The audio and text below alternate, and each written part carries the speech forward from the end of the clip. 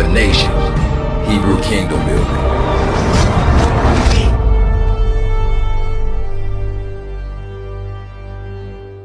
If you come against the scriptures, man, we gon' rise up.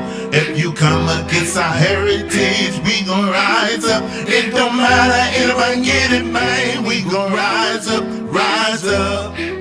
we rise up. If you come against the king, man, we gon' rise up. If you come against our Elohim, we gon' rise up. It don't matter, anybody get it, man, we gon' rise up, we rise up. Rise up and rise up.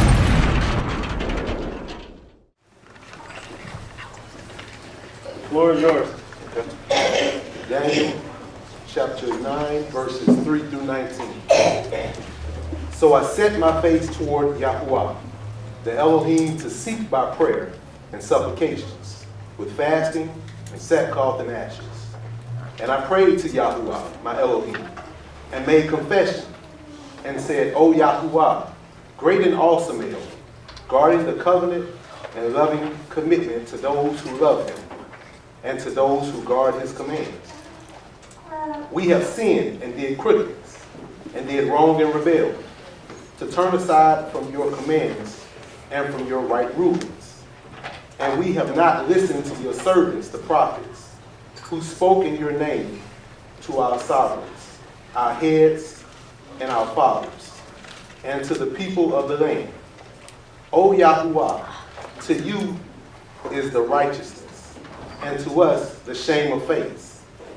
And it is this day to the men of Yehudah, to the inhabitants of Yerushalayim, and all Israel, to those near and those far off in all the lands to which you have driven them, because of their trespasses which they have trespassed against you. O Master, to us is the shame of face, to our sovereigns, to our heads, and to our fathers, because we have sinned against you. You, to Yahuwah, our Elohim, are the compassions and forgiveness, for we have rebelled against him. And we have not obeyed the voice of Yahuwah, our Elohim, to walk in his Torah, which he set before us through his servants, the prophets.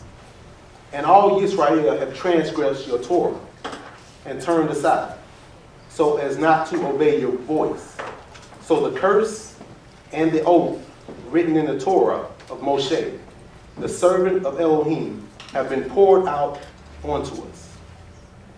For we have sinned against him, and he has confirmed his words, which he spoke against us and against our rulers who judged us, by bringing upon us great evil. For under all the heavens there has not been done like. For under all the heavens there has not been done like what was done to Yerushalayim. As it is written in the Torah of Moshe, all this evil has come upon us, and we have not entreated the face of Yahuwah our Elohim, to turn back from our crookedness and to study your truth. Hence Yahuwah has watched over the evil and has brought it upon us. For Yahuwah our Elohim is righteous in all the works which he has done, but we have not obeyed his voice. And now, O Yahuwah, our Elohim, who brought your people out of the land of Mizraim with a strong hand, and made yourself a name, as it is this day, we have sinned and we have done wrong. O Yahuwah, according to all your righteousness, I pray, let your displeasure and let your wrath be turned away from your city, Yerushalayim, your set-apart mountain. For because of our sins and because of the crookedness of our fathers, Yerushalayim and your people have become a reproach to all those around us. And now, our Elohim, hear the prayer of your servant and his supplications, and for the sake of Yahuwah, cause your face to shine on your set-apart place, which is laid waste. O my Elohim, incline your ear and hear. Open your eyes and see your ways, and the city which is called by your name. For we do not present supplication before you because of our righteous deeds, but because of your great compassions. O Yahuwah, hear. O Yahuwah, forgive. O Yahuwah, listen and act. Do not delay for your own sake, my Elohim. For your city and your people are called by your name. Hallelujah. Hallelujah. All praise to the Most High for the reading of His Word. Once again, we read that the last time we were here, and I said that we're going to read that for the next few weeks because I want that to be like the prayer that we are having amongst ourselves for providing these prayers and supplications to the Most High, repenting for what our ancestors have done, repenting for what we have done, repenting for what those of us, our brothers and sisters who have not waken up to their heritage and the covenant, repenting for the things that they're currently doing. We need to make sure that we're praying for our family. We cannot forget who we are. We are a covenant people, a bloodline. This isn't church. We have to repent for what our ancestors did. I'm ready to return. I am ready. This world, this society is becoming more and more wicked. The schools, the things that they're starting to put into the schools within the curriculums and things like that, trying to condition our children to see things that should not be seen, to accept stuff, to be desensitized. I'm ready to go. We have to repent for what our ancestors have done. We have to repent for what we have done and what our brothers and sisters who don't know. Pray that the Most High will open up their eyes and make them aware of this covenant, and make them aware that we are responsible to keep the law, statutes, and commandments. Hallelujah. Hallelujah. And I'll go ahead and I'll read Psalms 119.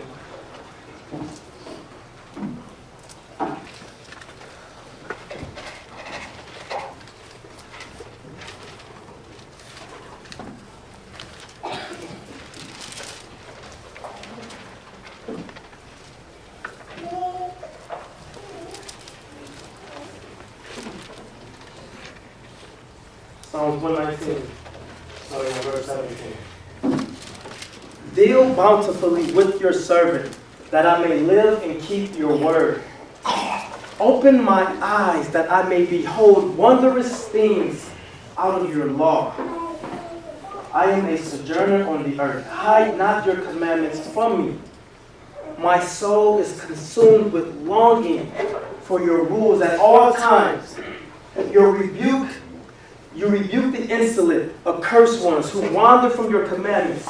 Take away from me scorn and contempt, for I have kept your testimonies.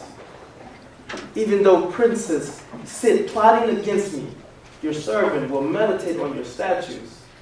Your testimonies are my delight. They are my counselors. Verse 25. My soul clings to the dust. Give me life according to your word. When I told of my ways, you answered me. Teach me your statutes. Make me understand the way of your precepts, and I will meditate on your wondrous works. My soul melts away for sorrow. Strengthen me according to your word. Put false ways far from me, and graciously teach me your law. I have chosen the way of faithfulness. I set your rules before me.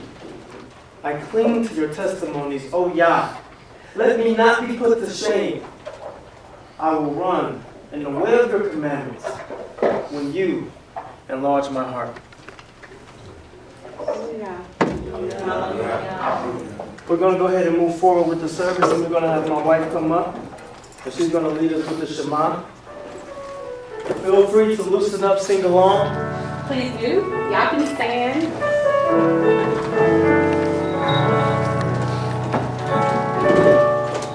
So everybody should know the Shema, right?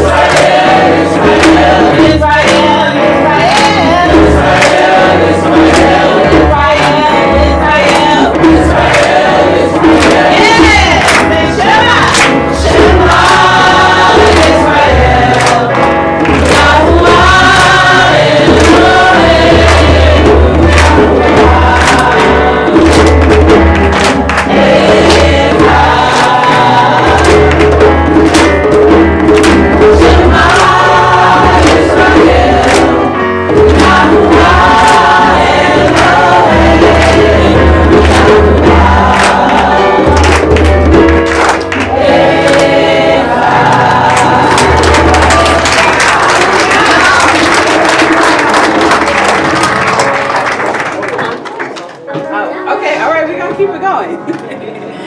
All right, so for those of you all that have been here before, I didn't know I was going to do this one today.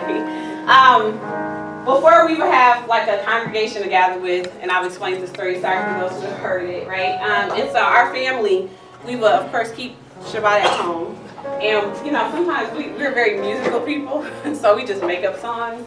So we have the song that we made up, and Frankie, I'll start it and then catch on. It's really easy for those that have never been here, so I'm gonna do the words and y'all can join in. All right. We're both fighting. Get better. All right, so make a joyful noise unto the Most High. Make a joyful noise unto Yah. Make a joyful noise unto the Most High. Make a joyful noise unto Yah. Elohim we worship, Elohim we praise, Elohim we worship you. Elohim we worship, Elohim we praise, Elohim we worship you. Real easy. Make a joyful noise unto the Most High.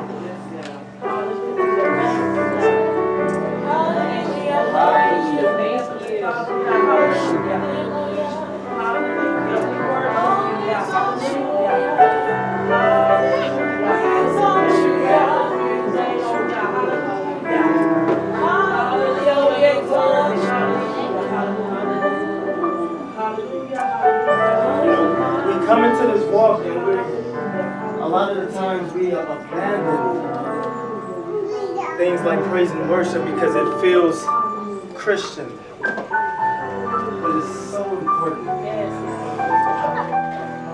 It does set the atmosphere. It does put your mind in the right spot to focus on Yah. Let's not abandon everything. Christianity does not have a monopoly on praising the Most High.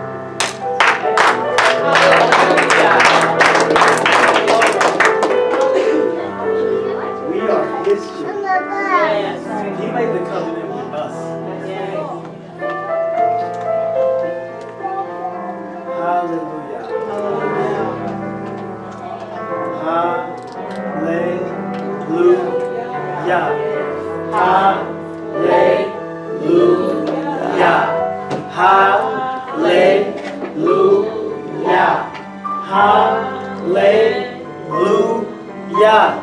Hallelujah. Hallelujah. Hallelujah. Keep it going. Hallelujah. Hallelujah. Hallelujah. That's right. Hallelujah. Hallelujah. Keep going. Keep going. Hallelujah. Hallelujah.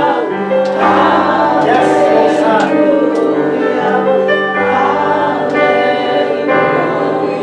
We serve you. We thank you for opening our eyes. Hear the voices of your children, Father. The fruit of our lips, Father. Let it be pleasing to your ears. Accept these voices as sacrifices of praise and glory.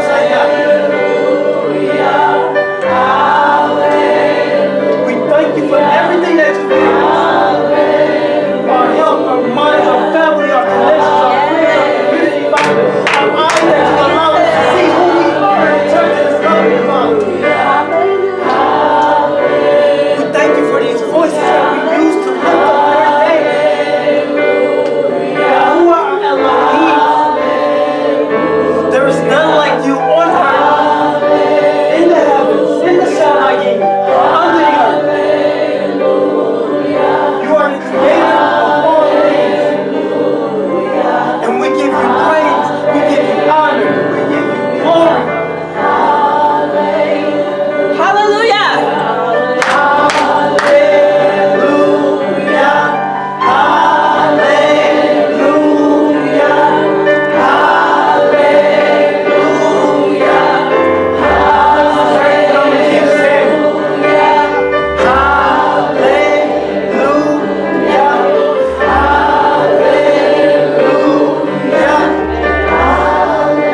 Thank you for your son, Yahushua HaMashiach, that you gave, Father. We do fulfill that covenant. We have forgiveness, that atonement sacrifice, Father. We give you praise. As we go into the lesson,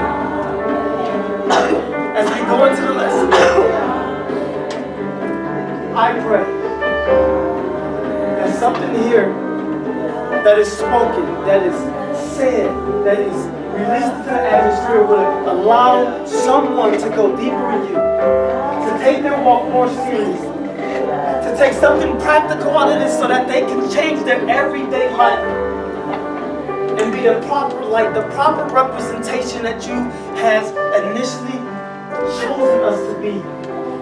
Father, our ancestors turned away from the covenant.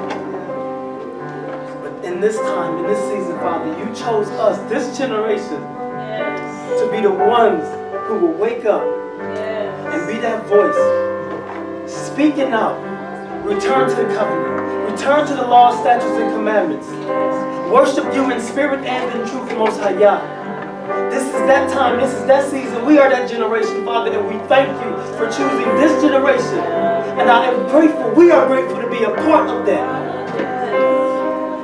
In the name of your son, Yahushua HaMashiach, we pray. Hallelujah. Hallelujah.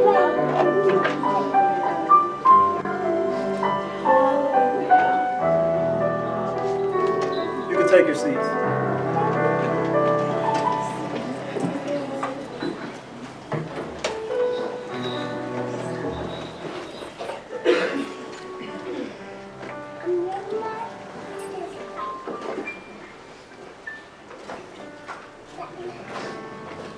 I like the research, right? Anybody else in here like the research? All right, I like to read, I like to research, I like to go deep. I like to have a lot of discussions about things that you can't just have with the average person, right? What good is all of that? What does that profit you if you know knowledge upon knowledge upon knowledge, books upon books upon books? You can rebuke, you can quote scriptures, but the inside of you is messed up. What does that profit you? I love all of those things. I love reading, love researching. Before I came into this walk, I was really big into researching. I knew all about the fluoride, the vaccines, and all of that stuff way before I knew who I was. But what does any of that have to gain? If we have do anybody know what Arrested Development is? And I'm not talking about the TV show. What was that?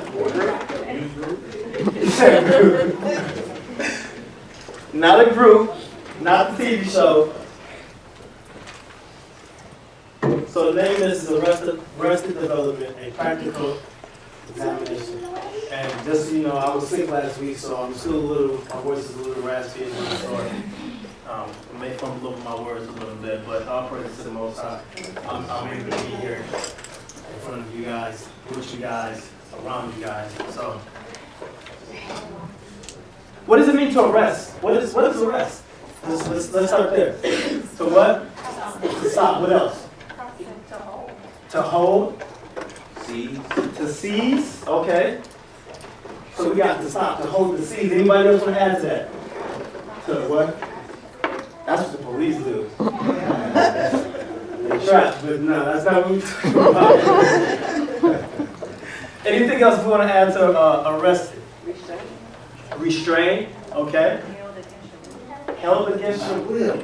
All right, here we go. Let's see what the textbook definition of it is. It is to, seize, capture, specifically to take into custody of by authority by law of police. All right, that's not what we want to focus on.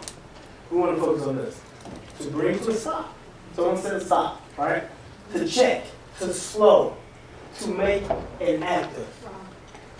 Arrested development. So, if that's what arrested means, or arrest is to bring to a stop, check, slow, to make inactive, what is development? Progress. Say that again. Progress. Arrested development is to what? Progress. The act or process of developing growth or progress. That's what development is, right?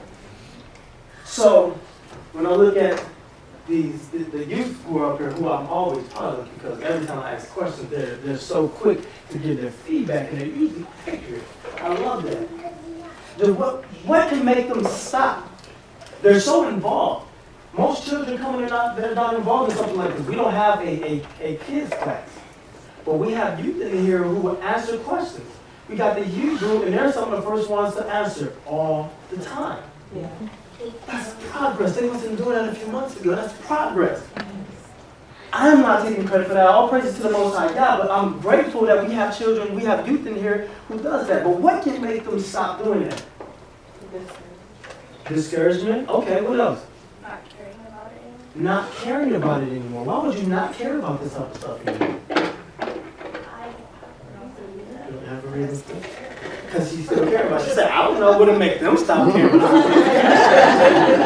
I'm just saying, that's what makes some people stop, but not me. Buckets. What else? Not believe. Look at you answering. Yes. Look at you answer. That's what I'm talking about. See, the word says, train up a child in the way that they should go. When they're old, they will not what? Depart from it. Depart. There are a lot of things. Okay, let's get back to that. What are some of the things that can stop stop them? What can arrest their development? Distraction. Distractions. What type of distractions? That's very good. What type of distractions? My man in the back, raise his hand again. What's up? What you got? You know there's some commercials that make some toys look cool Uh-huh. that do not. That's true. That can happen. What else? What kind of distractions can arrest your development? Peer pressure. Peer pressure. What was that? Oh, we're getting full. So if you're on a, can y'all just kind of like squeeze? If you got a seat in the middle, kind of squeeze in. We're running out of seats. Which all praise to the Most High. That's a good thing. Trying to get people.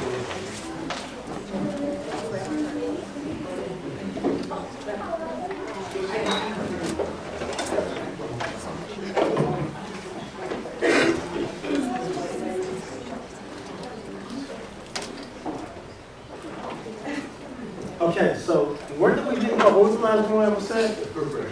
Peer pressure. What you got? Threats. What kind of threats?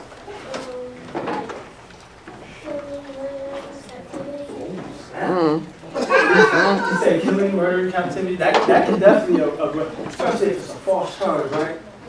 If someone falsely accused, if you're 13 years old, 14 years old, and someone falsely accuses you of something, and you get put in some type of juvenile detention center, or y'all forbid some type of incarceration center, that would absolutely arrest your development, wouldn't it? Absolutely. Peer pressure. But it's not just you. So let's say that you just so happen to become an adult. You made it, you navigated the playing field that has been laid for us in this game. And you made it to the adulthood, and you're not incarcerated, you're not arrested and whatnot. What can begin to arrest your development as an adult? Negative feedback. Negative feedback? What else? What else? Jobs? That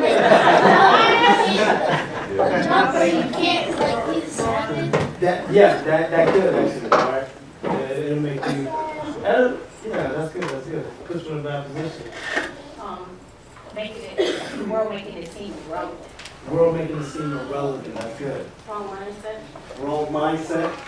Just stopping your walk, not studying, not coming to fellowship. That's big. Not fellowship, because we rub off on each other, right? We rub off on each other. Right. And we're actually going to get to that later. So let's see. What else we got?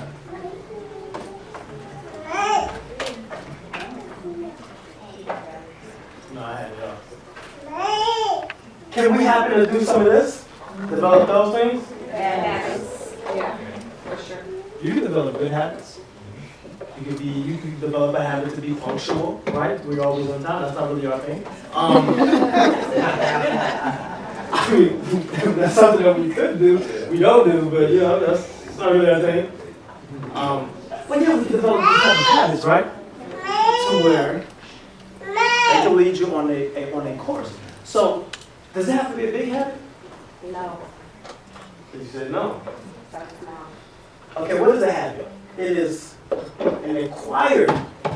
So somewhere along your development, you acquired a mode of behavior that has become nearly or completely what? Involuntary. Here's another one. I'm not even going to focus on that one, although that absolutely could, but I'm going somewhere with this. A behavior pattern acquired by frequent repetition or what? That shows some regularity or increased sensitivity.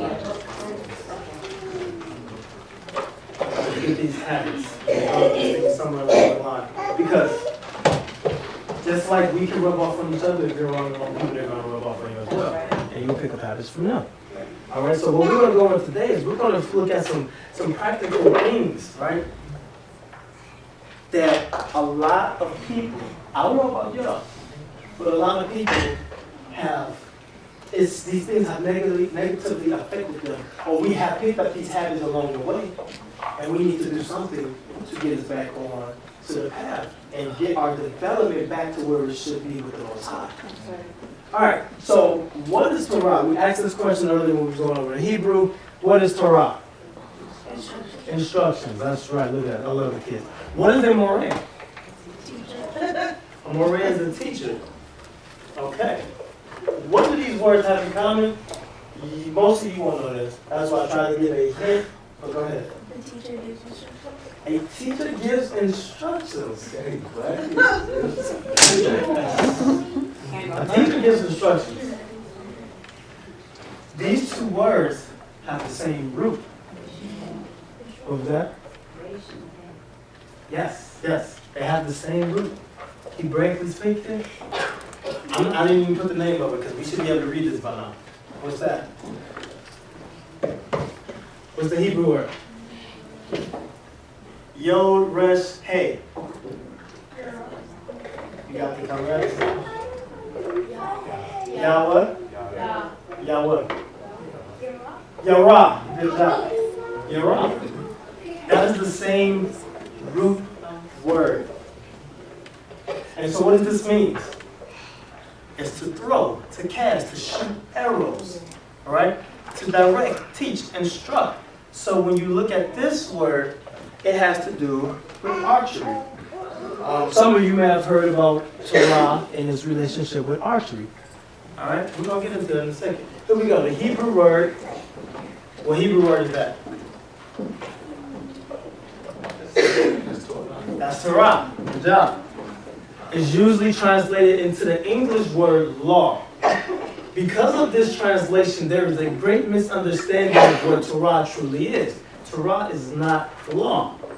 When we use the word law, and this is not coming from me, this is from ancienthebrew.org. When we use the word law, we assume a certain meaning and concept of the word that is not present in the Hebrew scriptures. Let us start by looking at the etymology of the Hebrew word Torah, so that we may better understand its true definition. The word Torah comes from the Hebrew root, we just said that, Yarah, a verb which means to flow or throw something. This could be a throwing of an arrow from an archer's bow, or the flowing of a finger to point out a direction, right? Instructions. And Moreh is the one who does the flowing. This can be an archer who flows an arrow, or a teacher who flows his finger to point out the way a student should go in the walk of life.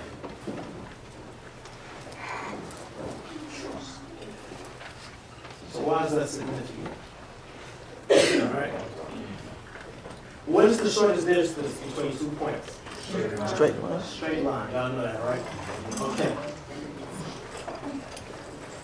So, if this is my target, right here, and I'm right here, and I'm aiming, and I close my eyes, you think I can hit that bullseye? No. This is a short distance.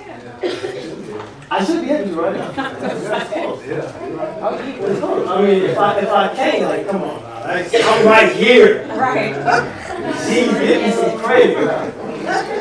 Yes, if I'm right here and I pull my arrow back on, it's only this much of this I'm seeing here.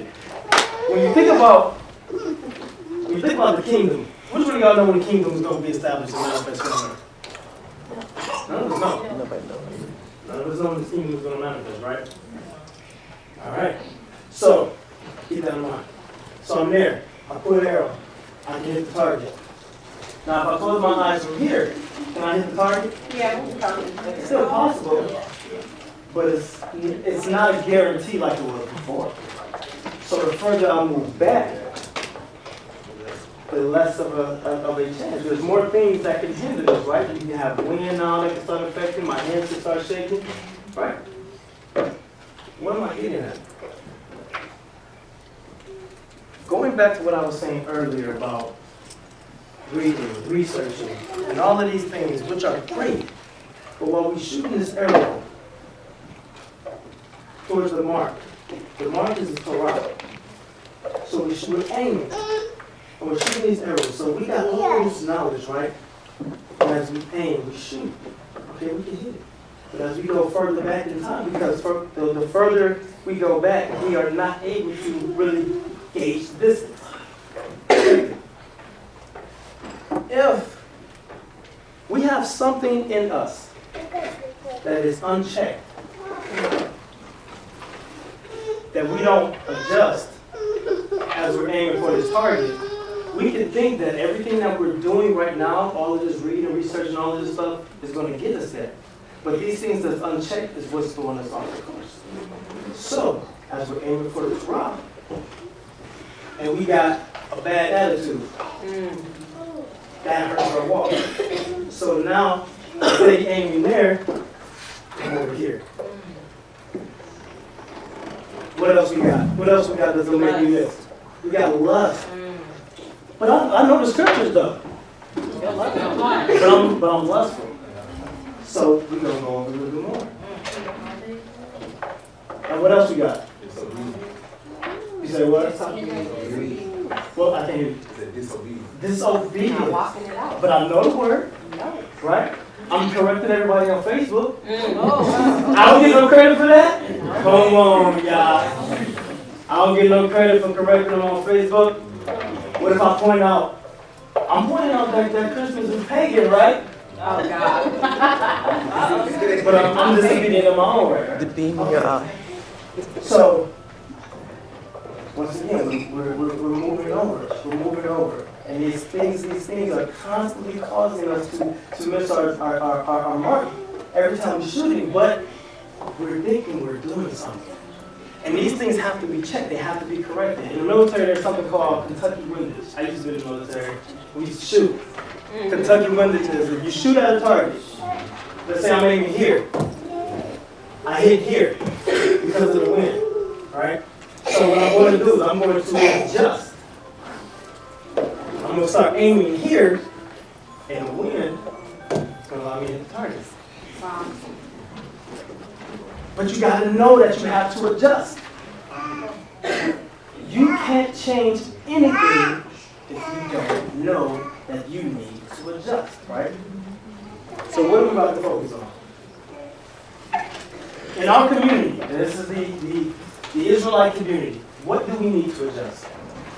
Character. Work. What was that? Work. Work, okay. Explain.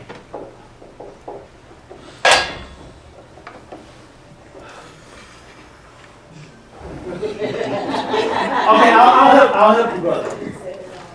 We have a misconception that everything we do on Facebook is the work of the Most High. Right? So let me help you real quick. So, you have stuff that you can sell on Facebook that can actually pique people's interest and cause them to research, right? But if you're limiting that to the only work that you're doing for the kingdom, then you're falling short of the mark. Because what are we supposed to do? We're supposed to take care of the homeless, Yeah. the widow, right? The fatherless. The fatherless, right? What about our community? Are we helping each other? How are we treating each other? These are the things, this is a real work. It's not just being on Facebook. Facebook can wake somebody up. But what's inside of you? What else are you doing? So that's some of the work that we could be doing, right? Right. Okay. So anything else you think we need to adjust in our community? Like self-hate. Self-hate? Yeah, like a lot of that's going on. Believe it or not, I agree. I do think there's self-hate in our community. I do. Because we still treat each other the same way. We know who we are. But we still treat each other the same way. We still look at Africa like, Negative connotation. yeah, it's a negative connotation when we look at Africa. There's more Hebrews over there than over here. Anything else before we move on? Fellowship. I walk. Fellowship, or walk, yes. So check it. This is what we're going to focus on today, right? What we say, what we think, and what we see. All right, so most of the scriptures I'm going to use today is out of the book of Proverbs. Any of y'all like to read the book of Proverbs? See, I wasn't in my pants. Look, the book of Proverbs, and don't get into the sacrificial law and stuff like that, But the book of Proverbs is one of the best books to read if you want to know how to live life. If you want to know how to live life, read the book of Proverbs. You want to know how to treat people? Read the book of Proverbs. You want to know how to disagree with somebody and not get into a fight? Read the book of Proverbs. You want to know that you need to work? Because we got a lot of brothers in this community. I'm going to be honest. I'm going to put this on blast right now. We got a lot of brothers in this community who think that they can have some multiple wives and why they stay at home and work while their wives are working. They think that their job is just to read scriptures while their wife goes out there and work. That's right. Right? We got a lot of brothers out here who think that it's, you know, if you're making garments and you're selling garments, you're trying to fleece the people, you're getting over, but you're working. You need money to make money. You need money to get the material to make the garments. But they think that, oh no, you're supposed to just give everything away. We have a mindset. We have a very woke mindset. I don't know where this comes from. But we got some issues in our community. So if you want to know what the book of Proverbs say, if you want to know about what happens to you if you're lazy, what happens to you if you don't work, read the book of Proverbs. It talks about not oppressing people. It talks about walking in integrity. It talks about judging righteously. All of these things that we read in the Torah is in Proverbs, except for stuff like sacrifice. So if you want to have a righteous walk, study this. Look, one who is wise and cautious and turns away from evil, but a fool is reckless and careless. A man of quick temper acts foolishly. We know that. But this is actually repeated over and over and over. So at some point, throughout the 32 chapters in Proverbs, hopefully you get it. A man of quick temper acts foolishly, and the man of evil sees and is hated. In all toil, there's profit. But mere talk leads to what? Property. Whoever oppresses a poor man insults who? His neighbor. But he who is generous to the needy honors him. A hot-tempered man stirs up strife, but he who is slow to anger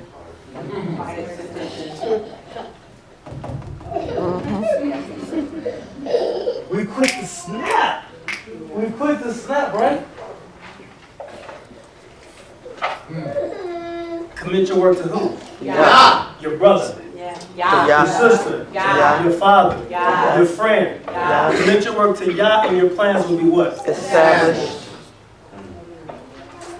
Whoever is slow to anger is better than the mighty. And he who rules his spirit than he who takes the city. So you need to tell me, if you conquering something, we know colonization has been rapid across the world. But a person who controls his spirit is better than someone who can conquer a city. What does that tell?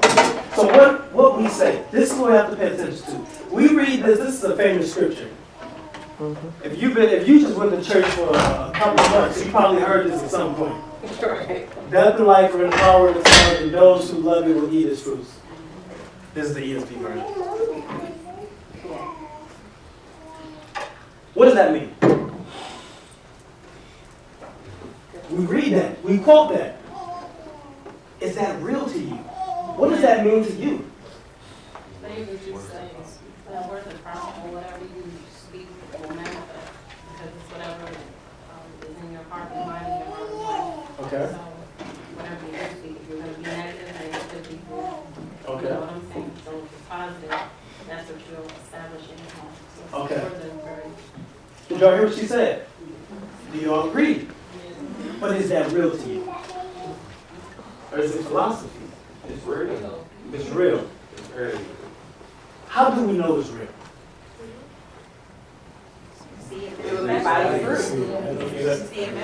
Like the music, you know what I'm saying? If you constantly, I'm a thug, I'm a savage, I'm a dope, Dylan Keller. The fruit you're going to produce is that.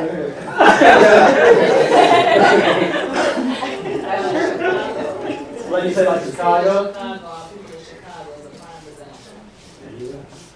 You have a profession of a motivational speaker, and you have a profession of a pimp. One builds up, one breaks down.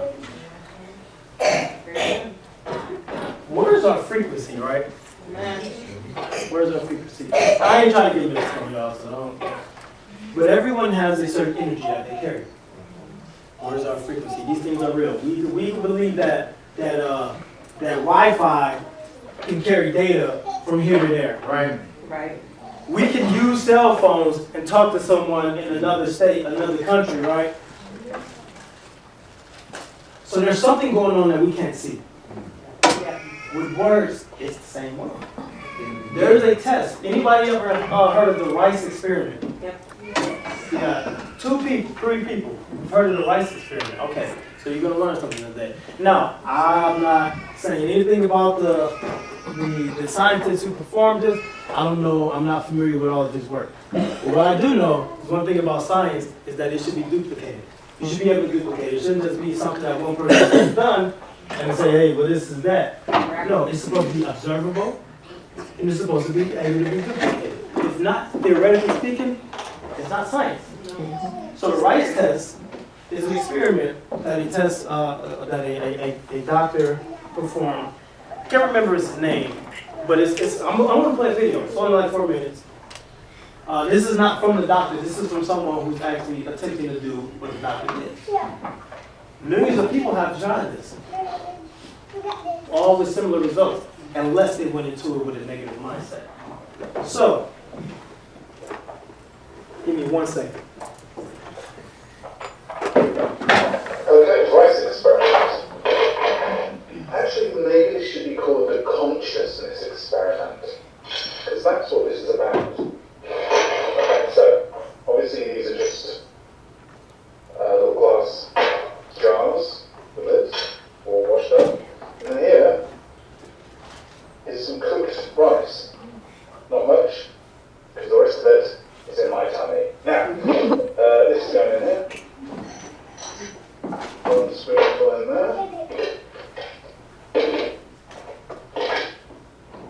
There they go, 2 little glass containers of rice.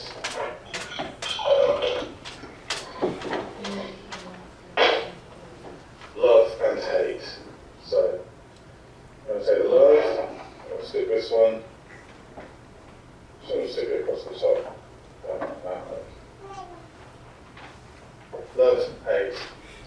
Every day, I'm going to love this rice. Send it some love. Just think love. And with this rice, I'm going to think hate, horrid, hated, evil rice. So what's going on in this test, and you can keep looking at That's going to be the what's going on with this test that's been duplicated identical is that containers of rice. they will cook the rice, they put it in these jars, the certain put it in these jars, Day and 3, they do it for a certain amount of time. fennel seed, What he's doing, he's saying day 3. still fine. The love They will rice. speak words. They will speak words of love to one jar, and they will speak hateful things to the This other is jar. the hate rice. Nothing to report. No changes. Day 3, there's nothing. to worry Still about. no change. Day 4. See you tomorrow. Okay, so this is day 5. And I think you can see on the hate rice, blue mold. And you can see that it's started to mold. Day 5. Day 6. And you can see the mold growing there on the hate rice. Look at that. Day 7. Life and death is in the power of the tongue. You better talk. Day 9. The effects of thought on reality. The difference between these 2 pieces of rice. One has got bad negative energy going to it, and one's got love, good energy. The impact of consciousness on reality. Day 10. Day 11. So this is day 13. I dropped this little jam jar of rice, but I think you can see that's gone really bad. It's gone disgustingly bad. Okay, so that was the rice test. The rice test has been duplicated by hundreds of thousands of people. What they've done, they took that rice, One of them that speak words of love, carry words to one of them, speak hateful words to the other one. And I've seen one test that was like 6, and actually they had one that was a control one, where it was ignored.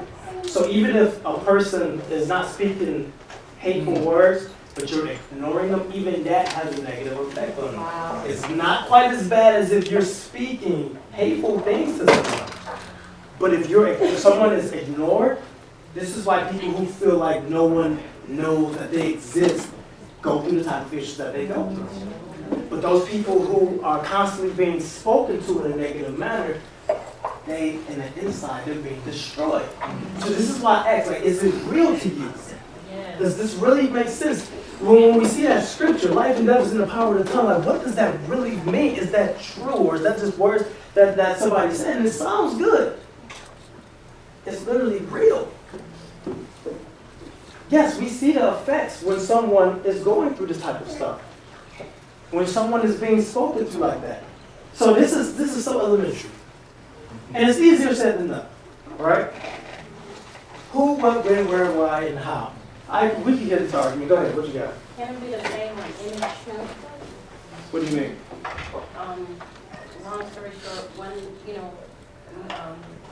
where my kids were going to school, all the teachers were predominantly Caucasian. Mm-hmm. So one day I was washing my hair and it was big, and my daughter said, "Oh, look at your hair."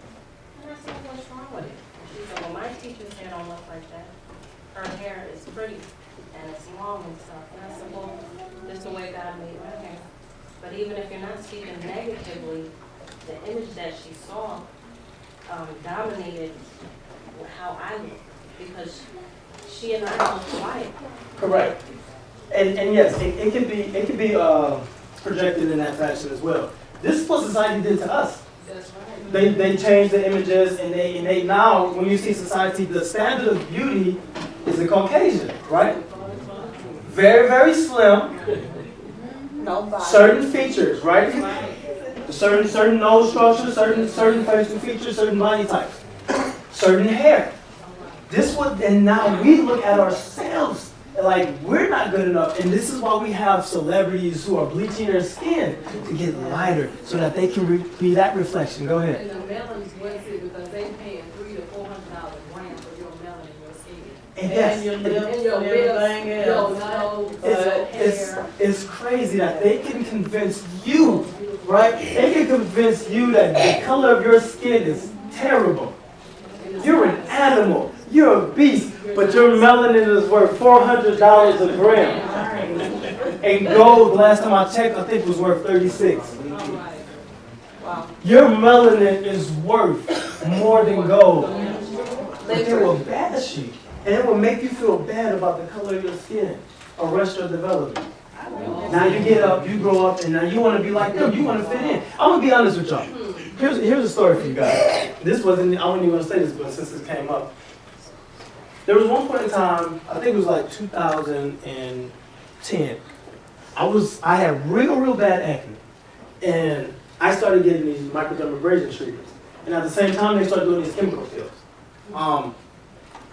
And what began to happen, one of the side effects from these, getting these two things done at the same time, it would peel my skin.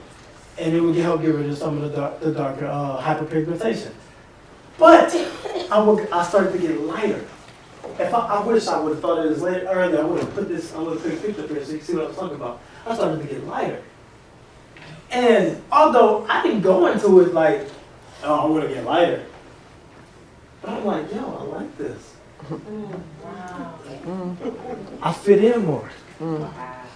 I'll be more accepted because my skin is more lighter. And my hair used to be messed up too. I ain't no different. I had something. My development was arrested at one point as well. I'm trying to do everything I can to get it back on track. Everything, right? I'm no different. I had a negative view of us as well. I would much rather hang around them, live around them, and do all of these things because I didn't want to be around our people. I thought locks was terrible. I thought it was terrible. Now, I'm disappointed that I got this ball slide in my head and I can't go there. But it took it wasn't overnight. It wasn't overnight, but it took me to realize the value, right? It took a lot. It took a lot of different things, right? I wasn't just seeking it, but it's over time when I started learning more and more, I began to look at us differently. Like the curvy figure, the posterior. Mm-hmm. The actual intent. Maybe they buy it, I don't know. Yeah, They And it's natural for us. It's natural for us, right? Not for me, but. You can't beat them. You can't beat them, but you can't beat them. Dress as sister, you can't beat them. Right. How I used to be before then, I used to dress with all that class, sophistication, and style. Mhm. Back in the day, we dressed like hats and stuff. I used to dress. You can't let the camera to a sister, but yet still though. Exactly. It's covetousness. It's like we want what you have. And they buy it, get it naturally, so we're taking down for it. And not only will they tear you down for it, then they'll copy it, They're kind of it. and then they'll get credit And for then it. get credit. box braids. Like box braids. Yeah, right.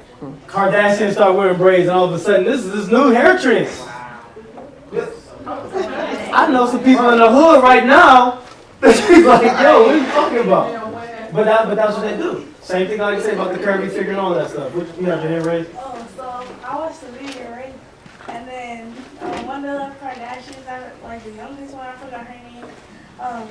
Even though she was a child role model, she like got some things to make her look strong. She did everything. She got Our full and lips. everything, huh? We were trained to hate ourselves. Yeah. We were trained to hate ourselves. So all of these things, this self-hate, yes, that absolutely will arrest your development, and you will be looking at your brother and sister like they got a problem when they're telling you, oh, that hair is great. And you're like, oh, you better put a hot comb and a perm, some of that creamy crack in that. But back to the things we say. Back to the things we say. Who, what, where, why, and how. The same things that we were taught in elementary school are the same things that we could consider, especially in this day and age where a lot of our conversation is done, unfortunately, through media, like Facebook or another streaming service or text message. You have more time to think before you respond. So in reality, there's not much of an excuse to type something that's very offensive, to type something that's going to tear down your brother or sister because you have more time to think. It's a little different if me and you having a dialogue, you make me upset, and then I say something, right?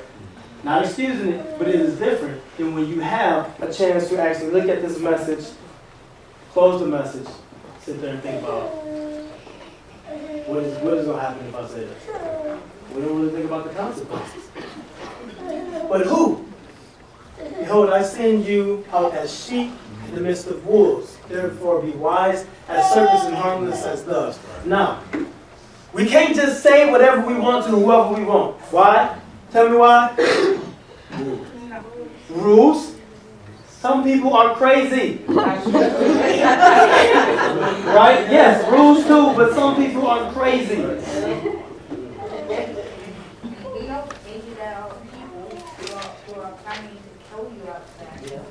Crazy. Right. Not casting you pearls before swine. Wasting your time. Don't waste your time. Then you know they're not going to accept it. Don't even worry about it. Look, you may be able to have a conversation with one of your friends and they say something and you tell them shut up. If you try that with your boss, what's going to happen? So this ain't about letting people say whatever they want to you, because I'm not saying the boss is disrespectful to you. I'm not giving any type of scenarios, but I'm just giving you a little bit of conventional wisdom, so to speak. Or, you can't just say whatever comes to your mind to whoever you want. Because people are crazy. There are rules. And some people do have authority over you. That's just the way it is. And if you're going to live in a society, guess what? You got to learn when to say something, when not to say something. Pick your battles. Pick your battles. I mean, this is not a deep lesson. But I think we need to be reminded of some of these things because I just see it too much in our community. When? Somebody read that. Whoever restrains his words has knowledge, And he who has a cool spirit is a man of understanding. Even a fool who keeps silent is considered wise. When he closes his lips, he is deemed intelligent. A fool who keeps silent is considered wise. That's telling. That is telling. Whoever restrains his words has knowledge. Is it hard to restrain when you're upset? It is. I'm not going to lie to you. It is. But how much damage are we causing our brothers and sisters by not doing it? How much damage are we causing our spouses? Right? Let's take it deeper. Children. Our children. How much damage are we causing our children, our spouses, our friends by not restraining our words when we're upset?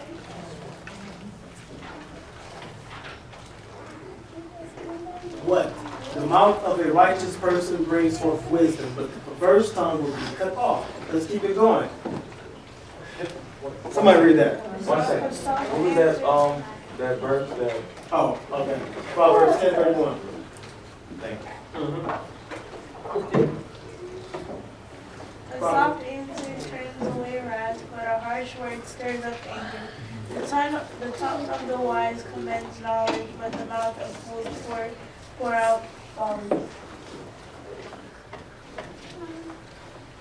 There was somebody years ago who I was in a relationship with. She was a very hateful person. She was very, very, very evil. And one of the things she said to me, I was trying to leave. I was trying to pack up my clothes and leave. She said to me, in the midst of trying to hit me and all of this stuff, she said, I hope you die. Why would you say that? Right. But in that moment, I don't know what it was, because I wasn't even a Christian at this time. So I don't know what it was that got over me and made me say, but at the time I said, I hope you end up happy. Because clearly, something inside of her was off. I wish I still had that restraint now. But something inside of her was off for you to say to someone that I hope you die. But what would have happened if because she was already upset, she was already trying to fight me. So what would have happened if I would have said something in retaliation to what she said? She probably would have been the one to kill me, right? She was crazy. She was legit crazy. But I responded differently. I'm not an expert at this stuff. I'm just giving you an example. Something that actually happened. Something that we need to take into consideration when we have these disputes with our loved ones. Because I don't want to continue to see our brothers and sisters hurting each other. You know the saying, hurt people, hurt people. We've heard of that. But it's true. It's cliche, but it's true. I tell you, on the day of judgment, people will give account for every careless word they speak. Do we consider this? Oh, that's heavy. Do we consider that we're going to be judged for our words? That's heavy. When you think about it. So, I'm sorry. And then there's something I'm going to point out. There's Proverbs 12:18. There is one whose rash words are like sword thrusts, but the tongue of the wise brings healing. What is a rash word? Something you didn't even think about saying. Something you didn't think about saying. What else? Harsh. It's harsh. Inconsiderate. Inconsiderate. Let's look at this. Acting or tending to act too hastily or without due consideration. Do anyone know, and maybe you, you ain't got to raise your hand and say it is you, but do anybody know someone who speaks rashly? Most of us do. Most of us do. Characterized by or showing too great haste or lack of consideration. This is another definition from, I think this is Cambridge.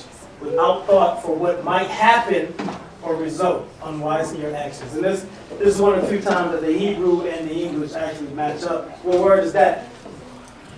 That's what character?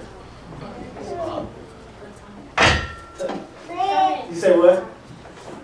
Bata. That's right. Bata, that's what that is. To speak rashly or angrily, to speak thoughtlessly.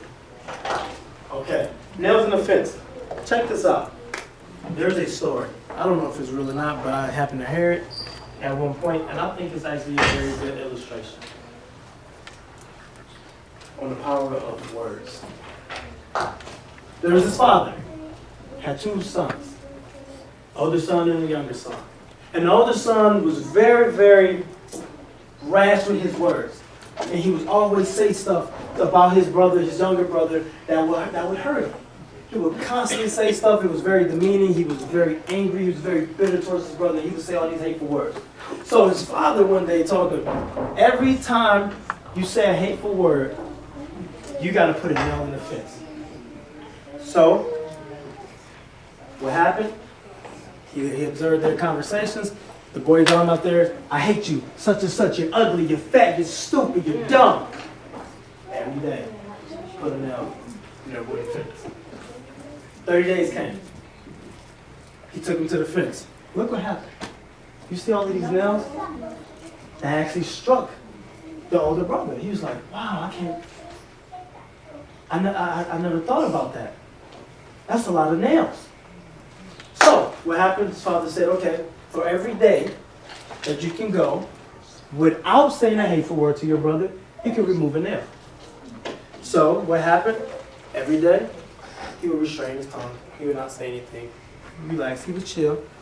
30 days came, every day he would remove a nail. 30 days came, there was no more nails in the fence. His father took him to the fence. He said, look, son. He's like, look, oh my goodness, that's great. All of these nails are gone. And his father said, what's remaining? And he looked at the fence. He was like, they're holes. Wow. So, what do you take from a story like that? So just because you say something to him and you apologize, guess what? It still hurt. The damage is done. All the apologies in the world ain't gonna take away what was already said to them. Wow. It may help you. What apologies does is apology. The only thing it does is it helps the healing process. That's all an apology really does. Because a lot of people are hurt and they just want you to apologize. Wow.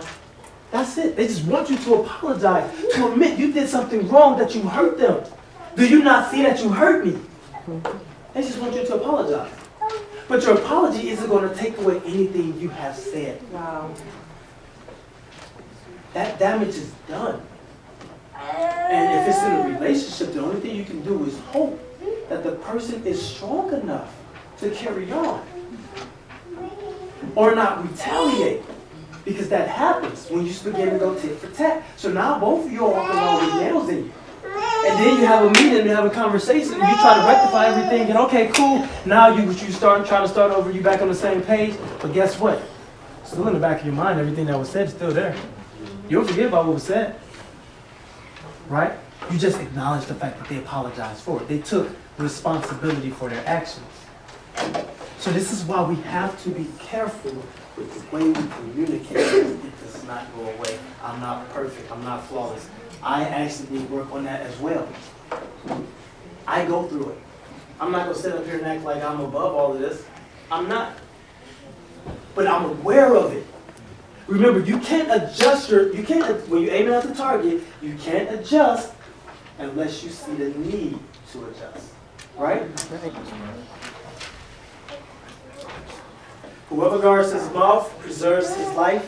He who opens wide his lips comes to ruin. By the mouth of a fool comes a rod for his back.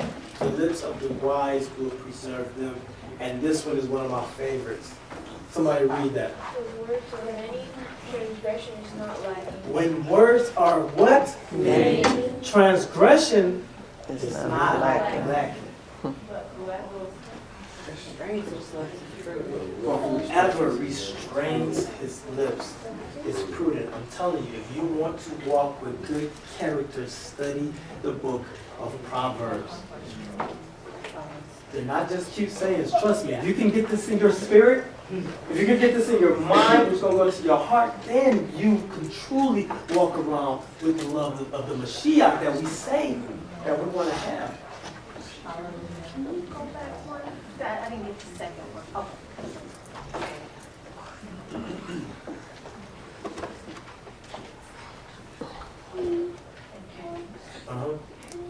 Some of us just talk too much. We're just so quick to respond. We always got something to say. There's no way you can constantly spout off at the mouth and not say something that's going to hurt somebody or going to get you in a position that you can't get yourself out of. All right? Moving on. Oh, and just in case you forgot, you can always keep this in mind. Ain't nobody got time for that. And people will give you those hands. They will put the paws on you and talk to the wrong people. Just in case you forgot. All right? Go ahead. What you said about me saying something to him and him saying sorry, usually people will just say sorry and just keep on doing it over and over again. And some people will people will make them say sorry and they'll just say it really quick and not even look at them and not really mean it. Yeah, you know, it's not a lot of remorse for when people say certain things or do certain things. You know, that's unfortunate. Okay, what we think. Yah saw the wickedness of man was great in the earth, and that every attention of his what? Thoughts of his heart was only evil continually. Look at society. It almost seems as though we're coming to a repeat. Yeah.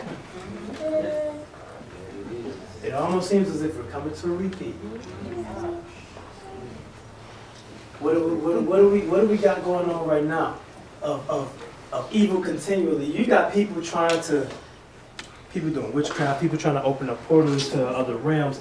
You got, of course, and that's some of the more outrageous stuff. You got the cloning of animals. You got, you got all of these things. People, you got, what is it called?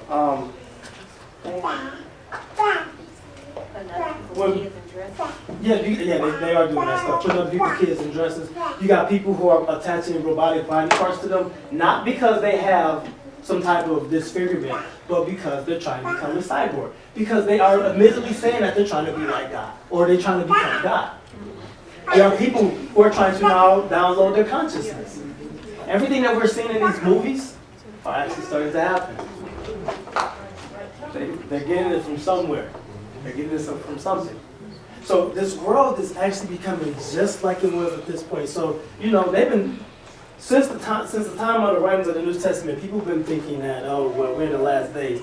I also think that we're in the last days. But I think that we're in the last days because now we have the technology, we have the ability to do things that we couldn't do at that time. We have the ability to destroy the earth. We have the ability to not die. If the Most High don't intervene, they're already heading there. All you gotta do is research some of these things. The technology is there, uploading your consciousness. I forgot the name of the movie. But yeah, they just upload it to a hard drive. They get another body, and they download it into their brain. And that same person can exist in a different body. No, that's not get out. But I mean, they're harvesting organs and stuff like that as well. And the crazy thing about harvesting organs, you see this. This is the thoughts of his heart, right? People, if you do the research, there have been instances where transplants, heart transplants, where there was someone who was murdered, right? And they took the organs and they used that organ for a transplant. And that person took on the thoughts, the memories. They begin to have habits that they didn't have before. They begin to have dreams that they didn't have before. Right? So what happens is this person will begin to see their killer. But it wasn't them, right? It was the person who got killed. So they're just carrying a heart around. But now they're having all of these feelings, these dreams. So they help solve the crime. And they found the person. And there are a lot of instances like this where people are picking up habits just from having organ transplants. I don't know if any of you want to donate anything or anything like that. I'm not getting into that. All I'm saying is that it's a lot deeper when you look at the thoughts of the heart. It's a lot deeper than just words. I'm not saying that this is what this means, but in reality, it is. That's what I'm saying. All right? Explain, okay, we're talking about how we think. How we think, right? Explain what a product of your environment is. How you raised. How you're raised. Your social constructs. Food choices. Your food choices. Your environmental influences. Your influences. Epigenetics. Epigenetics. Wow.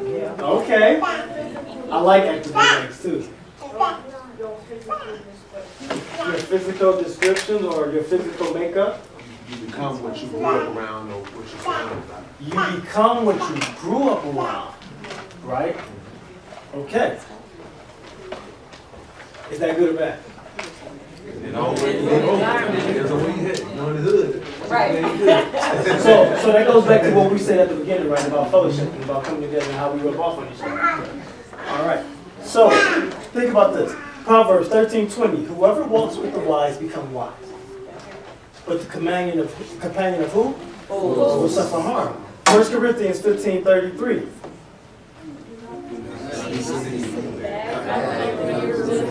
See the contrast, right? It's very important who you surround yourself with.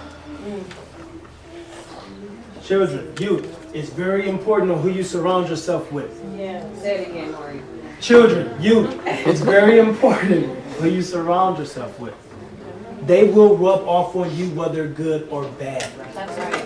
Adults, it's no different. We're not immune to it either. We're not immune to it. Have you ever noticed that you hung around somebody and next thing you know, you start taking on some of their mannerisms? Unfortunately.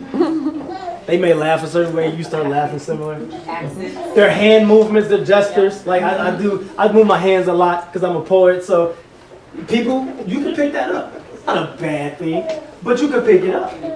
But if I do have these bad traits, these bad things that I associate myself with or that I'm involved with, and you're around me, then what happens? You pick it up. You pick it up. So your environment will shape the way you think. Your environment will shape the way you act. I didn't want to make a focus area on how we act. Because that'll take all day. Right? There's hundreds upon hundreds of scriptures about that. Right? But all of these things here, as we're going to see later, they have a connection. And they all influence the way we act. So being a product of our environment, I'm grateful. Growing up in Detroit, I lived next to a drug house. And the house very next door to us was a drug house, and on the next block on the corner house was also a drug house. I didn't get involved in any of that stuff. My brother, who is currently in jail right now, robbed, we were the second house off the corner, he robbed the fourth house off the corner and took their goods and put it in our garage. This is the type of stuff I grew up around. I go into my garage one day looking for something, and I'm like, all my friends' stuff is here. They are happy as heck. I'm like, how did this get here? And found out it was my oldest brother. But once again, he's in jail. Go figure. But this was the type of environment. And sometimes it's hard for people to escape it. That's just the reality of it. I know some friends who, I remember when I just took them out the city. They were driving in the car. I took them to the suburbs. And they was like, oh, wow, this is like a different state. We're 5 miles up the road. Legit. Like, are you serious? Wow. It's so strange and foreign to them. So sometimes you have to change your environment if you want to change the way you think. So once again, be careful who you hang around. Be careful who you associate with. Go ahead, you have your hand raised. You have to be careful who you associate with. The thoughts of the righteous are just, the counsels of the wicked are deceitful. The thoughts of the wicked are an abomination to Yah, but gracious words are pure. Very quick, I'm trying to speed this up. Do not be conformed to this. I could have put this a couple slides later what we're about to get into. But do not be conformed to this world, but be transformed by the what? That you may prove what is good, that good and acceptable and perfect will of Yah. For by the grace given to me, I say to everyone among you, not to think of himself more highly than he ought to think. What does that mean? Proud. That runs rampant in our community. And check it. A lot of us Morehs, it runs rampant in us. You can't tell me about no doctrine, bro. No, we're talking about no doctrine. No. I'm not wrong. I'm never wrong. I'm a teacher. I'm a Moreh. It's very bad in our community. And I'm not going to lie. I check myself daily to make sure that I try not to be what I see. Once again, I'm not putting myself on the pedestal. I'm giving you life experiences, right? This is something I have to constantly do because guess what? Here's the reality. You know how easy it would be for me to get proud? How long have Rebirth ATL been around? Since May. Look around. Hallelujah. Since May. It's packed. It would be very easy for me to get haughty, right? Very easy. But I'm aware that can happen. So I adjust. You have to check yourself. You have to make these adjustments. If you don't make these little adjustments, the little adjustments are the things that can eventually get to the point to where, yeah, a couple days down the road, that's a small little habit. You don't adjust it, you may be cool. A year later, might be a little problem. 5 years later, it's a bigger problem. 20 years later, it could be the very thing that tarnishes your name and your reputation forever. That's right. Just because one thing was unchecked. It's just like weeds. What happens when you let a weed, grow next to the flowers? What happens? You get more weeds.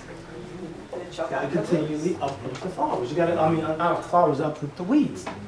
So yes, it would be very easy for me to get haughty if I was not aware that would happen. Right.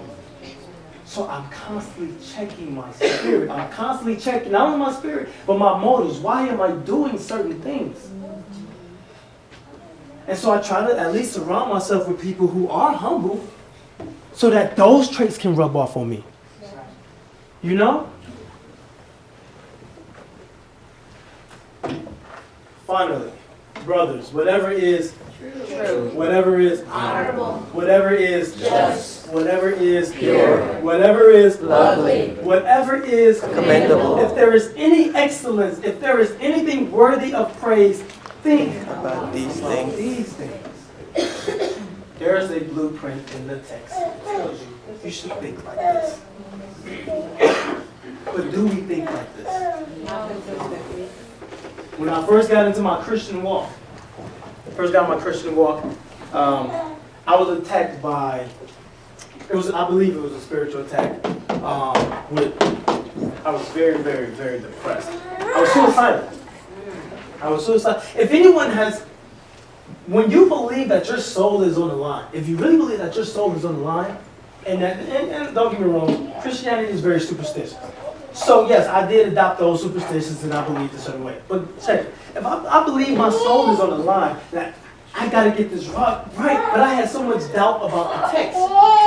Eventually, that actually sent me down a road to where it benefited me. And now I see now that all things work together for good. For those who love Yah and called according to his purpose. But at that time I didn't know that, right? So I was going back and forth with my faith. I felt like that person in the New Testament who said, I believe, but help my unbelief. So I would wrestle with myself over and over and over, and I wanted to kill myself because these thoughts, when they run rampant like this, when you believe that if you don't believe a certain way, you're going to go to hell, and you're new to this, you don't have a real solid foundation, things that I went through in my mind.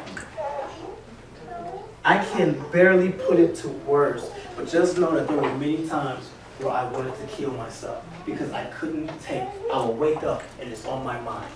And I would go to sleep and it's on my mind. And as I'm saying at the time, Jesus, Jesus, Jesus, I'm saying all these things. At this time, I'm like, I don't even know if I believe this. But I want to believe it. My mind was messed up. And so I used to quote 2 Corinthians 10, 3 through 4. Matter of fact, I think it's up here. I think I put it in here. Okay. I used to quote 2 Corinthians, and if I can remember it. I think I put it in there. We'll get to it.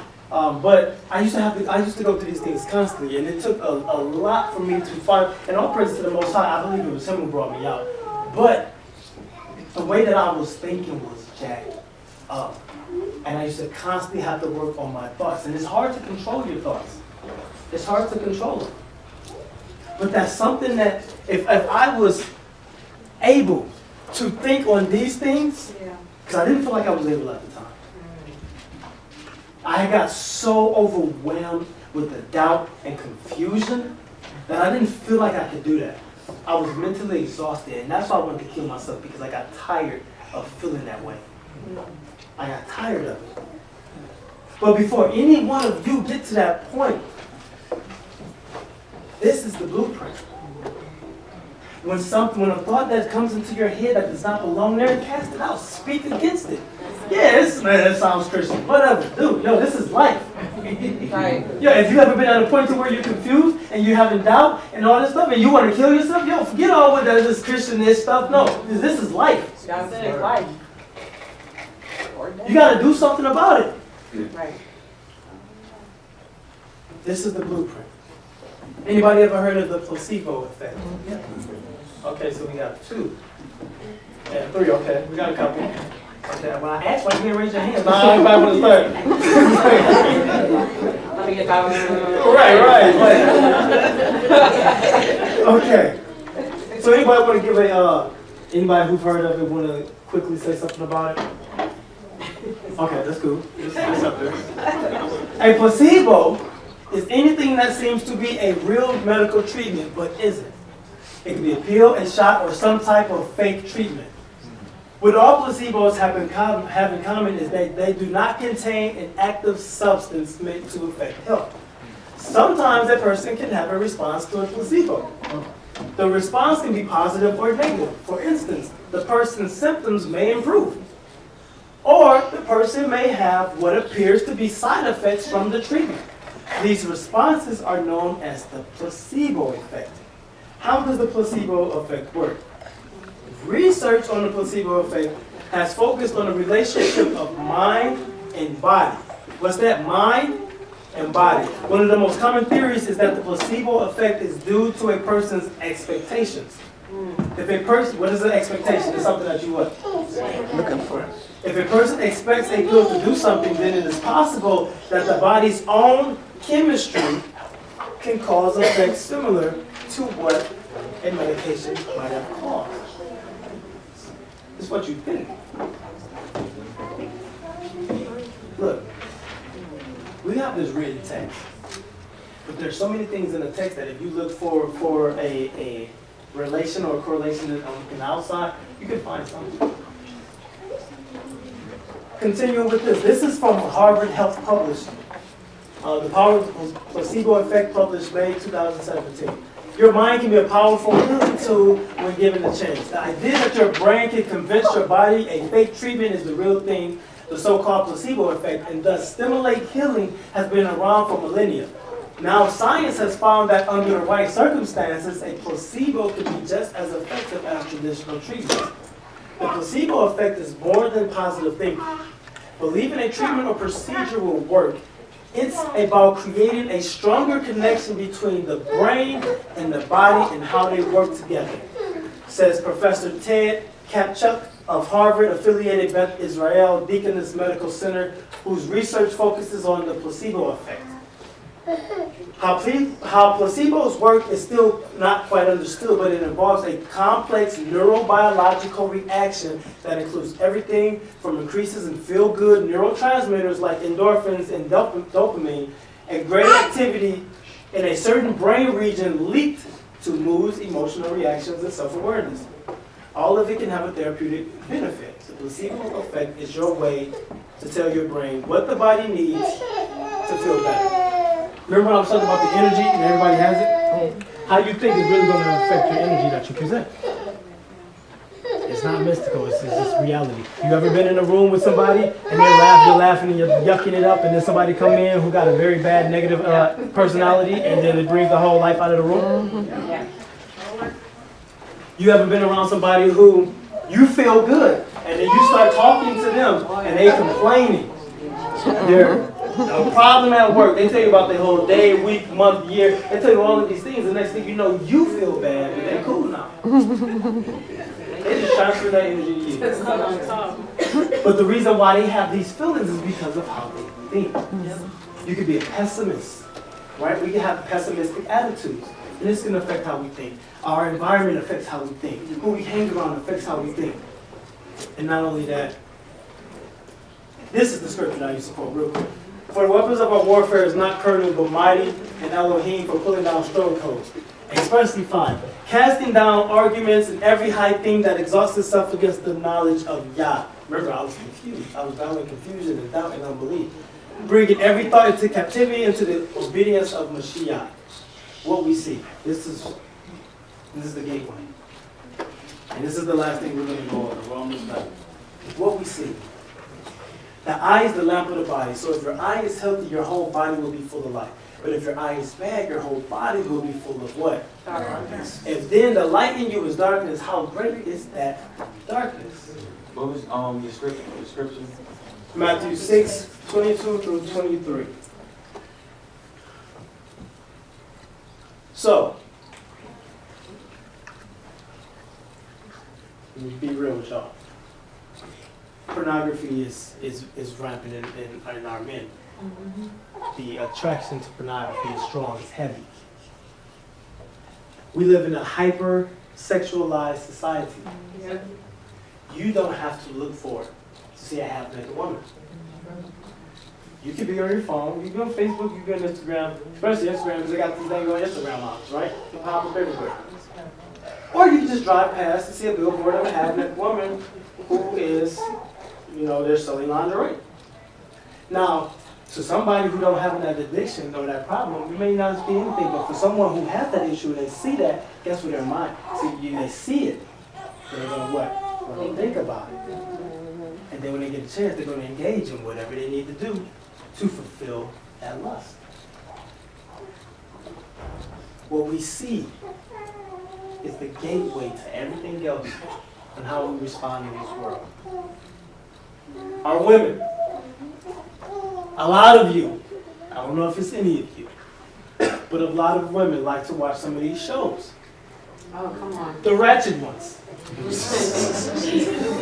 The Empire, the Power, the Real Housewives. I don't know if they even showed the Scandal. The Love and Hip Hop. I don't know if they still show these. I've never even watched one episode. I don't know, but I've heard about these things. I've seen a clip here and there from people sharing it on the internet. What happens is, some of the stuff that they project this homosexuality, they project all of these things where it desensitizes you and it becomes normal. And matter of fact, you do it in the movies. You do it in the movies, you have these intimate scenes, right? Where it's unprotected. These are subliminals. You have these intimate scenes, you see this, they're unprotected. And guess what? How often do they get pregnant in the movie? How often do they get an infection in the movie? No, it's just a nice little passionate scene, right? And then move right along. Right. That's great. But it does not register to us. No. Right? So what happens in our community? We start doing these same things, and we get STDs, we get children in real life. We end up having a extremely high, the highest rate of abortion. Right? And HIV. And HIV. Subliminals from things that we're seeing. It continues to go on and on and on. we have to be careful what we allow ourselves to be entertained by. I'm not telling you not to watch movies because I watch movies. Yeah, it is something, but I watch movies. I'm careful with what I watch. But I watch movies, so I'm not going to sit here and tell you, hey, don't watch the movies. I'm not the type.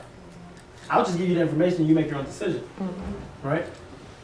But what I want you to do is understand what's happening when we allow these things to happen, when we see these things, because it will affect the way we think. When you see righteousness, you kind of pick up on some of those things. Right? Even if you see the things where they're in the righteousness, they're very insecure and they're always yelling and acting a certain way towards their male figure, their male counterpart. You can also adopt those same traits. And then you can adopt insecurities and project them upon your mate, and you don't have a reason to. Two completely different kinds of people. But you're seeing it. You're allowing yourself to be exposed to it. So we have to be careful, men, women. No, look, I get it. I'm not the type to say I'm just going to live a boring life where I'll never watch anything. But be careful. Know what you can tolerate. Know what you should and should not watch. Because it will affect you. It will. All right? We are pretty much done. Oh, real quick. I will not set before my eyes anything that is worthless. I'm going to read that again. I will not set before my eyes anything that is worthless. I hate the work of those who fall away. It should not cling to me. That was so nice. He had to say it twice. Psalms 119:37. Turn my eyes from looking at worthless things and give me life in your ways. Now, what is the connection of these? We're summing this up. What you see will affect the things you think, will affect how you speak. If all this foul language is in these movies, these videos, these shows that you're watching, eventually it's going to come out of you. Yeah. What's in you will come out of you. So if you're allowing yourself to see it, it's getting in you, and what's in you always comes out of you. In some way, shape, or form, it will manifest. So how do we get over these issues? Because all of this is great, we pointed it out, so how do we adjust? How do we use the Kentucky windows to get back on the right target? That's an actual question. What do? All right, some of it's going to sound cliche, but the mirror check. This is something that me and my dude, Jay Lutch, the Moreh down in Rebirth, New Orleans, we talked about this. We saw the mirror check. What is the mirror check? Where you're constantly reflecting on yourself and what you need to change. Sometimes it sucks. But sometimes you have to actually write out what it is that you have an issue with. Are you impatient? Are you irritable? Do you have a bad attitude? Do you have a hot temper? Are you quick to respond? Are you angry? Bitter? Sometimes you just have to write these things out. I've done it. It's called taking inventory. I see what it is, now I know what I need to work on. The mirror check. That's something that every single person in here, I don't care what your age is, that you can do, and it can help to keep your development from being arrested. Meditation on the word sounds very cliche, but it's very true. Like I said, if you study Proverbs, and when I say not just read Proverbs, but when you study Proverbs, when you allow yourself to consume it and digest it, it becomes a part of you. And what happens? What comes in you does what? Come out of you. And the last thing, fasting. However, this kind does not go out except by prayer and fasting. Listen, this is my personal opinion. This is my opinion, so don't get upset. But I think, you said the verse? Matthew 17:21. My personal opinion is that if you can't control your appetite, you can't control yourself. I personally believe, once again, this is my opinion, I'm not saying this is what the text is saying, but I personally believe that appetite is connected to your actions. me personally, when I see myself getting to where I'm getting angry all the time, or I'm not able to restrain myself, then I realize I need to fast. I realize I need to fast because what happens is, yes, it hurts. You know, the hunger pains, it hurts. Eating is something that's natural. It is actually unnatural to not eat. So, when you're dealing with some of these habits have become natural. So in order to deal with these natural things like eating, you have to learn how to deal with the unnatural. And the unnatural is to not eat. Once again, this is just something that I've tested on me and it works for me. Maybe you can try it, maybe it's not for you. But I'm just presenting something to consider that when I know that my actions are getting out of whack, that I gotta fast. Where can we find more information on the proper ways to fast? Or is it just giving up food, or, you know? It's giving up. It's really giving up. Now, are you speaking biblically, or? Okay, so everything. So in the scriptures, every time they talk about fasting, it's always correlated with giving up food. It's always correlated with giving up food. As far as drinking, if you're going to, there are some scriptures where they say they did not eat or drink, right? Yes. But it's always they don't eat. That's one thing. If something, and I don't call this fasting. Some people do. I don't call it fasting. But when I realize, even with social media, I do it fairly often, where I realize that I'm just picking up my phone all the time. I don't have any notifications.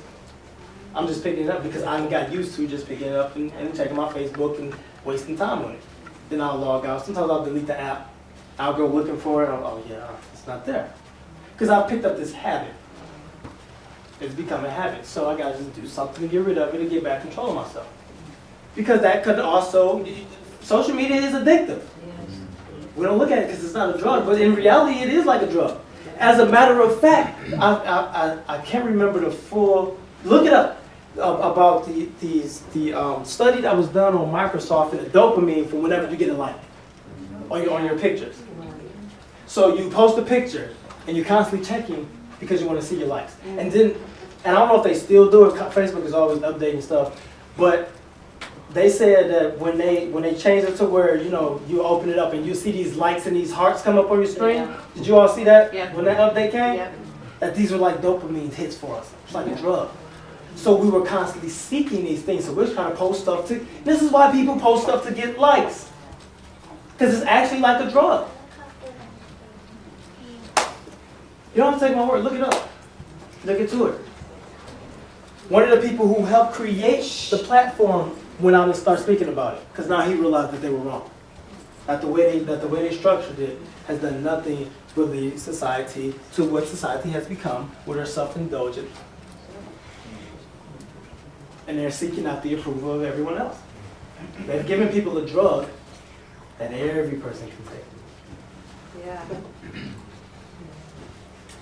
So sometimes you got to take a break from that. If you realize that you're constantly on it, step back from it. You know what I'm saying? Step back from it. Me, like I say, if my temper is out of control, if my actions are out of whack, I fast. It breaks me down. And then, okay, I'm back. I can control myself better. Because if you control yourself from not eating something that's natural, then you have more strength to control yourself from some of these other things. That's just common. But as far as resources on fasting, as far as research on fasting, like I said, you can just Google fasting and just Google that. And that's right there. It will give you a whole bunch of information about fasting. Or a benefit. I want to do it the correct way. Okay, talk to me afterwards.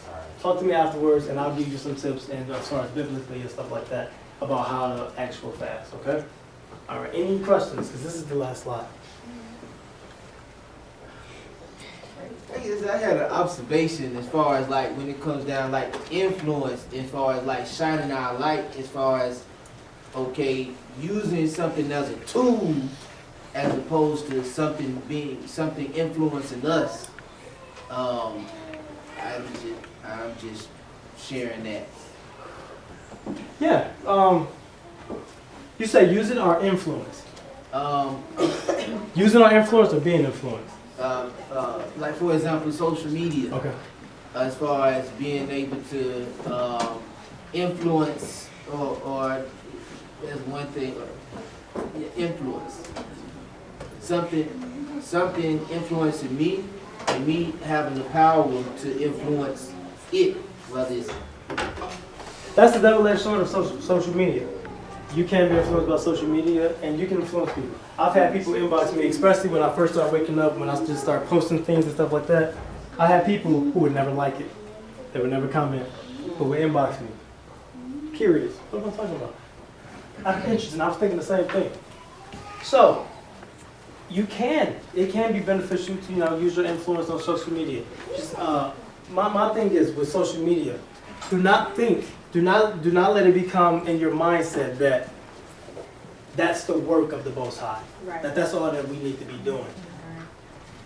If you are on there and the debates that constantly keep happening, we need to focus on us. We spend too much time entertaining people who don't have our best intentions at heart.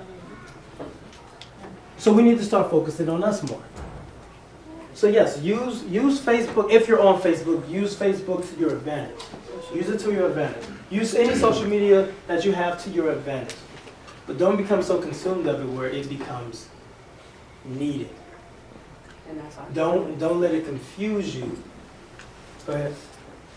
Then I also wanted to share as far as like when Israel came out of Egypt, the fact that we was together all the time also helped could strengthen our faith in the fact of the type of captivity that we in today, where everybody go their separate way, and we don't, okay, we got Shabbat, but for them other 6 days, it's our war. Community, That's something that we actually talk about quite often here, where we don't want it to be church, where you go 6 days, you don't speak to anyone, you come back. The thing that we wanted to do is we wanted to create something that felt like family. Yes.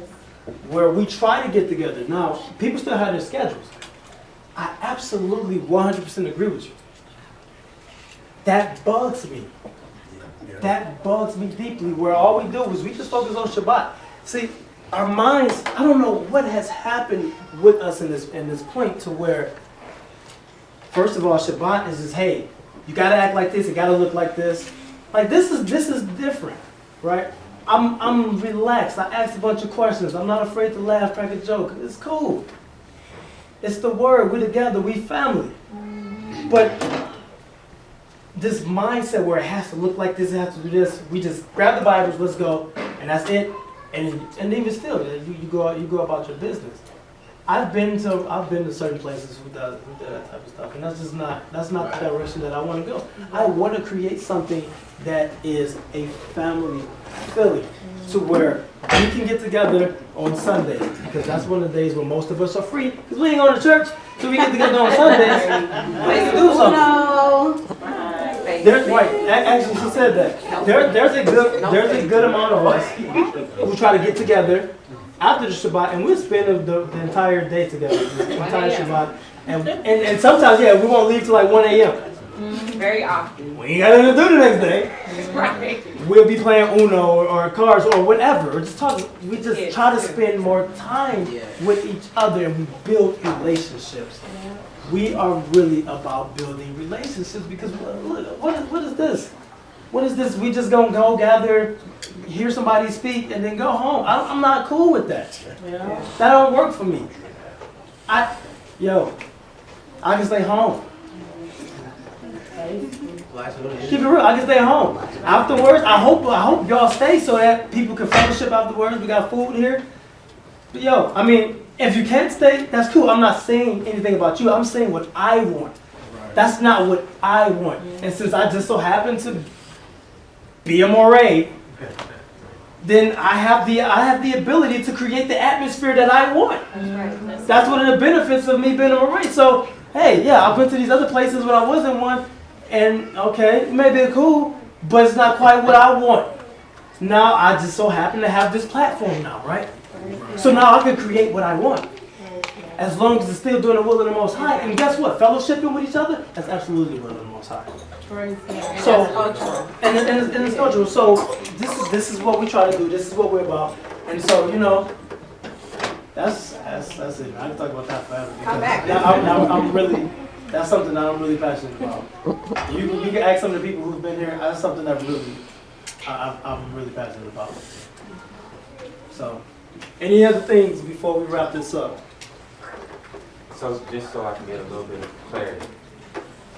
Technically, today is the only day that we come together, or is there other days that you try to bring everybody together? This is the Shabbat. So this is the day where, as long as we have availability in the library, that we're going to come together. Now, outside of that, we try to do things where we get together. Sometimes we go over to people's houses, just like these holidays. We don't celebrate holidays. No. But guess what? We got a day off, right? Why wouldn't we get together? I mean, I'm not saying everybody can get together, but why shouldn't we? We can't be so bitter where, hey, I hate these holidays so much that I don't want to be around nobody. I don't want to give any impression. No. Fool. That's a free day. It's a free day. To build, to get to know each Build other. relationships. They will help you when you're struggling. They will help you when you need someone. Build relationships. Build them with each other. Build them with me. I want to be in your lives in some way, shape, or form as a friend, as a brother, as whatever, right? Build relationships. It's bigger. It's bigger than just coming together on a Shabbat. It's bigger than that. That's what we're commanded to do. Right. That's not just what we should do. That's what we're commanded to do. But we can do more. That's the whole thing. You can do more to get together, to be a family. So can I just interject to that? Here at Rebirth Atlanta, we also create a lot of events, and I know he'll go into announcements in a minute, but we've done, men's night? They got their own chat that none of us see, but, you know, they get together, they talk, whatever, you know, that's fine. Kids activities, we're trying to work on that, where they can get together, we have kids, married couples, we just had a married couples night out, or we went to see Creed. You're gonna see the movie anyway. Might as well, you know, go and be amongst each other. Women's events, so we're very, very big. Like my husband said, really big on community and relationship. We got a children's event coming on. I'm not going to sit on it because they're still recording, but afterwards I'm going to talk about it. But we got a children's event coming up. I think it's, what was it? The 27th. The 27th. For the kids to get together. And there's other things that I've talked to a few guys about where I want to get the kids together, especially like for me, the boys, get them together with the men and do something with them to help them get a chance to grow, right? And see how men are supposed to behave and how you can live this life and live a righteous life and not just be in a house where you're trying to close yourself off. Right. I'm not cool with that. So I've talked to a few guys in here about that. That's something that I plan on doing. That's something that I want to do. That's a desire. I've never been fishing. There's a couple guys who've been fishing. We can go fishing. We can do this. There's no reason why we shouldn't. Shooting. Oh, yeah. We're supposed to be going. As a matter of fact, we need to, I'm glad you said that. To men, we're trying to go to the range soon. So, but even something like that, right? I mean, we're doing it together as family, right? So let's spend time together. Let me wrap this up, and we can keep talking afterwards. But we need to spend time with each other. This walk is hard enough by yourself. Very much. This walk is hard enough by yourself. So if you got somebody to lean on, if you got somebody to laugh with, yo, trust me. Since I start connected with certain people, my family, I ain't gonna point them out. But since I start connected with certain people here, yo, my time has been so much better when I start spending it with people, man. I'm telling you, it was so much better than when I was just going to a place and just going home. I'm just keeping it real. So, you know, we'll get to that. But let me go ahead and pray, so then if we want to keep talking, we can keep talking.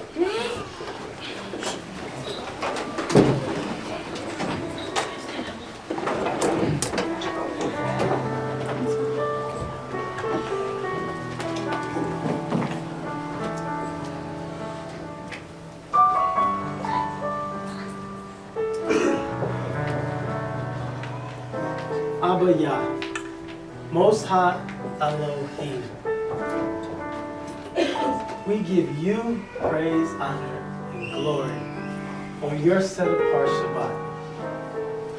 We thank you for bringing people together here today, Father, for getting them here safely, for allowing them to, for all of us to be in a presence as family, as a community, Father.